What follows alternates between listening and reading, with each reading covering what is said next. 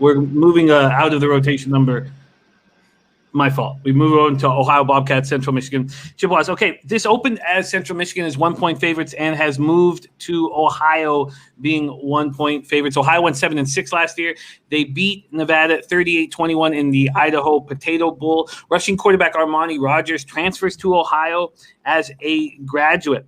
Transfers from UNLV, I believe. I don't have that in front of me, but it's UNLV is UNLV is a rushing quarterback. His receiving group is strong. Experienced, led by junior Isaiah Cox, who caught for 663 yards last year. They have a two-headed monster running back with O'Shan Allison and DeMontre Tuggle. Bobcats' defense was weak at times last year, but returns 8 key members. And Mark Unkefer in our chat says, returning trash is still trash. So I don't know how to place this defense. They have 8 guys coming back from a bad defense last year. Central Michigan. Let's talk about Central Michigan. They went 8-6 last year, ended on a down note in the 48-11 loss to San Diego State in the New Mexico Bowl. Quentin Dormady to graduation. They lose him. Starting spot looks to belong to redshirt freshman Daniel Richardson, but they have senior David Moore, who was suspended last year for using a banned substance that he said was just in the vitamin pills that he was taking. Who knows? Come on. Strong wide receiver and running back group returning, led by last year's leader Khalil Pimpleton and Kobe Lewis. Their defense was weak last year, but they have 19 pieces returning from last year's D. Ohio, Central Michigan. I guess, why don't we start with Connor, as you've seen Armani Rogers quite a bit living in Vegas. Do you have a feel on this spot, Ohio, Central Michigan? Yeah, I'd go with Central Michigan. With Ohio, Armani Rogers, he couldn't stay healthy at all. He's a big guy. He's like 6'5", 6'6", can run it. Is not accurate at all. He is just a horrible passer.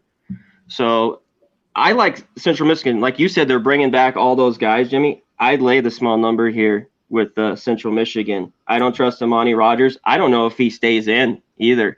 And he's a hit-miss guy, and he just gets hurt. He's such a big guy, you think he just gets hurt nonstop. So I like Central Michigan in this spot against Ohio. Andrew Carr, Ben Sports 24/7, also on Central Michigan. John Ryan, what do you think of the Bobcats versus the Chippewas? Well, again, starting with the line here, the final score is going to be 30-30, 31-29, something like that. So both teams go over 28 again, and it's the same story. Yeah. Ohio U is 85-35 against the spread after in a game scoring 28 or more points. And the higher the game goes, and this is why I said that in the beginning of the show with the MAC conference, the higher the score gets with Ohio, the worse they are against the spread. So there's a sweet spot for them between 27 and 34 points. And if you like Ohio, that's where you want them to score, because after 35 points, it becomes almost a 50-50 result against the spread.